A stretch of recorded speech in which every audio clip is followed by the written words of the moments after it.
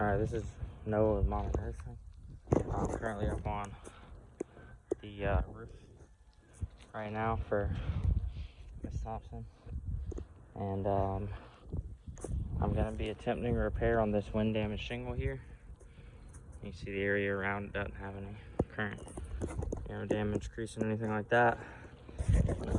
Set the phone up on this vent here to record. See, we got everything in the picture there. It's perfect.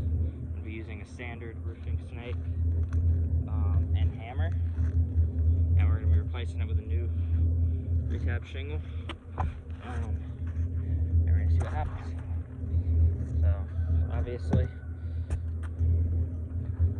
damaged shingle is already unsealed.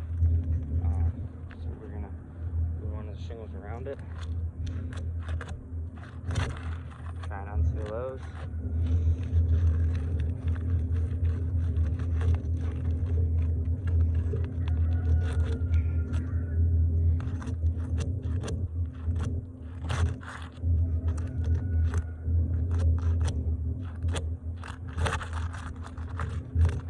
That shingle there unsealed.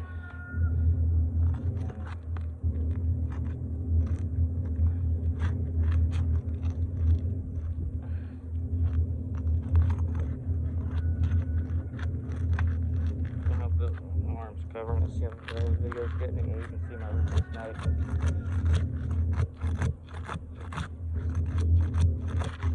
But the best way to do this when the strip isn't coming loose like it is instead of kind of going in and going sideways like that, back and forth,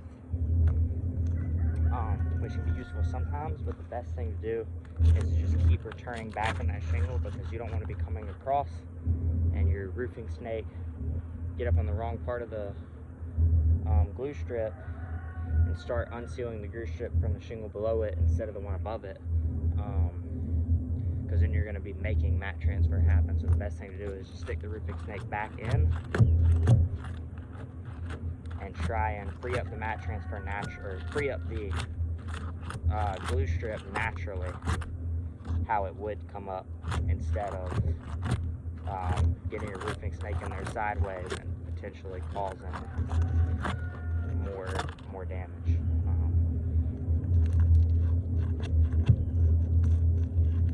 So we're gonna try and get in here. It looks like the shingle's not very nailed down very well, maybe. It's kind of starting to slide. We're just gonna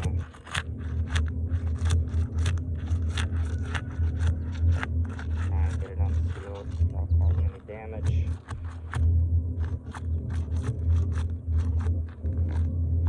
Bring your roofing snake in at the same angle you're already going at. So here we're having some mat transfer happen, so I'm going to try and go at an angle in order to fix that, and then I'm going to start on this side to just kind of get away from it.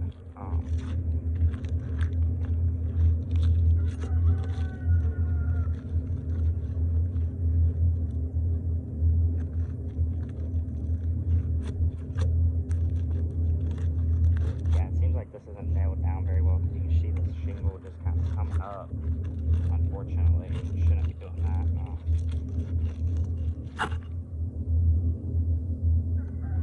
So these are unsealed. I'll have to unseal this one as well. That came up pretty easy. That's good. And we're going to unseal that second layer, because that's going to have nails as well. These are coming up much better.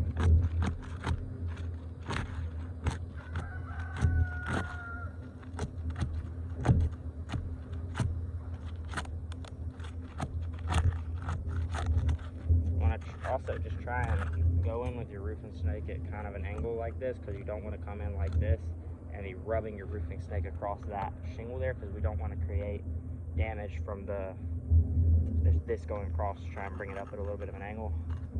Try not to cause any damage to that shingle below it.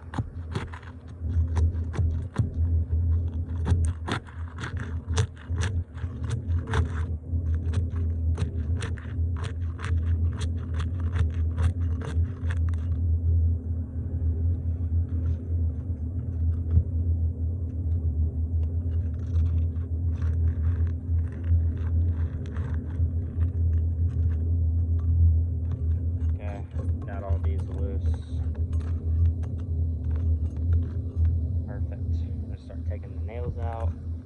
Use the roofing snake to lift it up.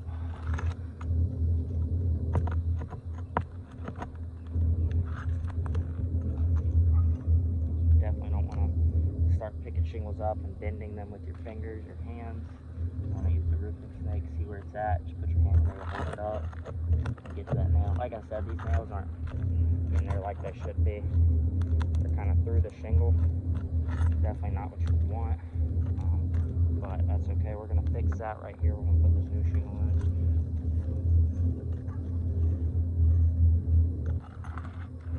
Yeah, I mean, we have to leave that one be.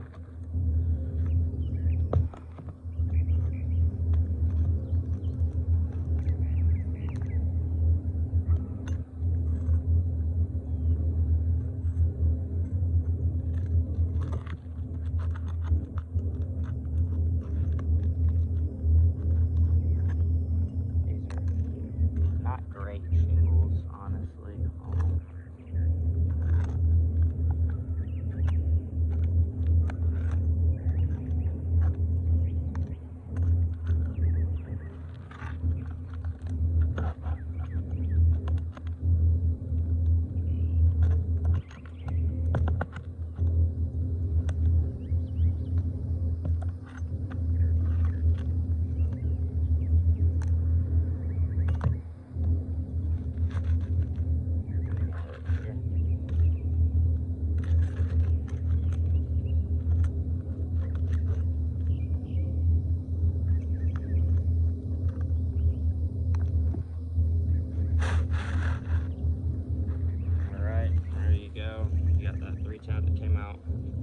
Old shingle.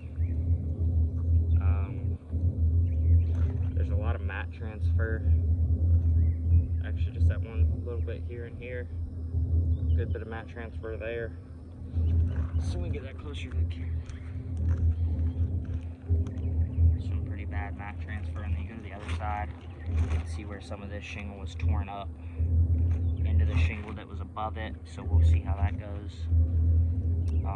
When we get into putting the shingle back, see if it reseals.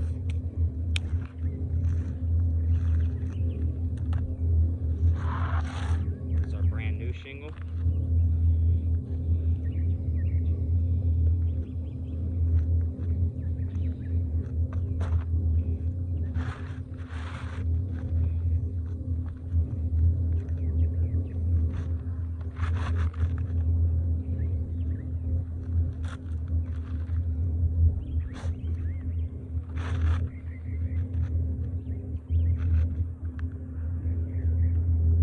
Lined up nice, and I'm just going to be using a hammer and the roofing snake to reinstall these nails. I'll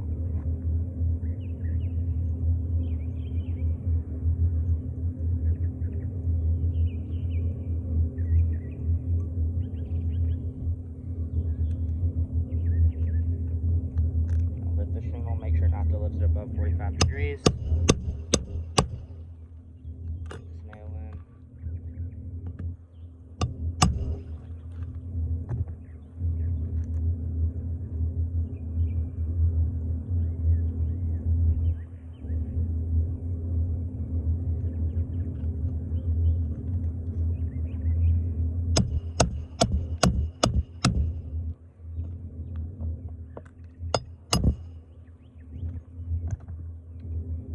Not to get the nails in too deep.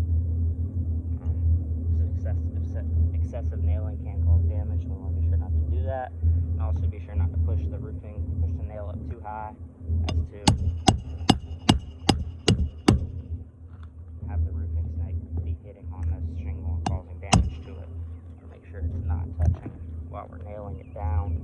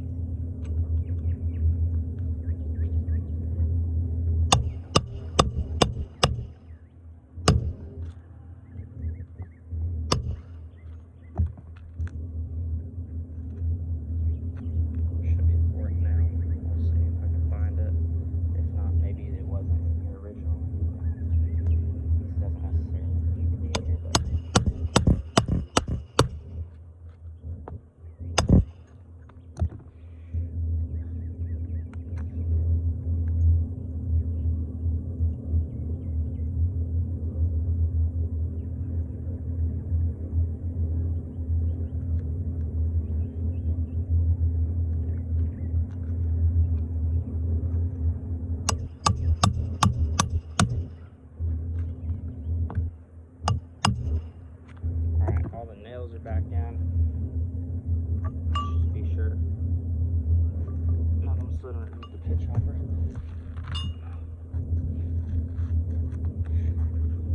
Yep, okay, all the nails are back in, so I'm just gonna show what the shingles look like now that the repair has been complete. Unfortunately, my camera can't turn around, so it's be a little difficult, but as you can see, you got a little bit of damage here. A little bit of damage to the that was sharp. A little bit of damage to the shingles as far as, you know, like if we were doing a brittle test. Honestly, not a very old roof. You're not seeing a whole lot of creasing. There is a big crease across this shingle. A little bit of creasing there. A little bit here. A little bit here as well. But what we're going to take a look at is the big problem here with these shingles was the mat transfer. It's just everywhere. As you can see, the glue strip is completely covered. There's no way you can seal back down to this glue strip. There's just nothing left that isn't covered in the shingle that originally was above it. And obviously, there's no glue strip on the tabs. It's on the top. So this shingle, even though it's a brand new shingle, it's not going to be able to seal back down. Not going to be able to create that watertight seal. And again, same thing here. And this is probably the worst case scenario you're really going to see of it. I mean, you're seeing chunks of the shingle missing. I mean, this is something that even if we were to use roofing sealant to try and seal these shingles back down, these chunks of the shingle missing are still going to be, you know, not watertight spots. Water is just going to come right through, and I mean, you're just not going to see a seal come back to these shingles because of all the mat transfer. And it's not just where the new shingle was. You got it here too, making it impossible to reseal this shingle. Brand new glue strip, but it's going to be difficult for the shingle to reseal because you've got these large chunks of the old shingle there still going to be stopping it from sealing properly. Again, okay, yeah, I mean, worst case scenario, you couldn't even give it a better definition of mat transfer there. It ripped the entire glue strip up, placed it right on the shingle. There's no way that's going to reseal properly. It's just going to sit there, and you can actually see the shingle floating a little bit because of the extra space. A little bit of mat transfer here as well. And I'm just showing that this is, you can actually see the lamination below it. Huge mat transfer. And I'm just showing every shingle so you can see it's consistent throughout the whole roof. It's not just one area. It's like this. None of these shingles are going to reseal, so in the process of us just repairing one shingle, we're going to cause this shingle,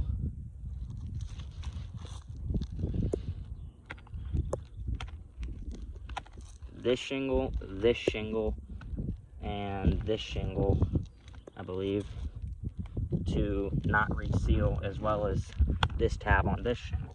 And so you're going to have a total of 3 and another tab. That shingle would have to be replaced. 4 shingles damaged in the process of just trying to repair one. And so when you try and just repair these little spot repairs on the front and on the back slopes, and you try and do the spot repairs on the 2 slopes on the back porch, there's no way we're going to be able to complete those without causing further damage to the roof. We're just not going to be able to bring it back up to pre-loss conditions. So verdict is this roof is unrepairable.